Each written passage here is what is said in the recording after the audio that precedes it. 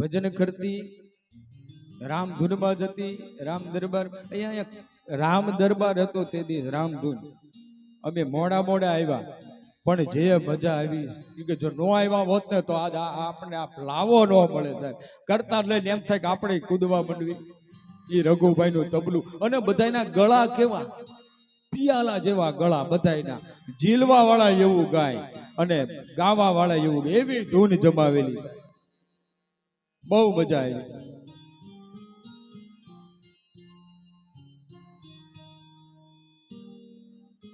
એક નવો અનુભવ થયો, બહુ મજા આવી.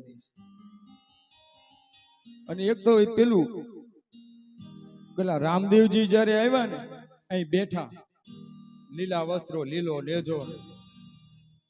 હવે ઈ પછી એવું બન્યું કે મંગલાચરણ કરો ને આંખ બંધ કરીને, રણુજાના રાજવી પોકરણ ગઢના પીર.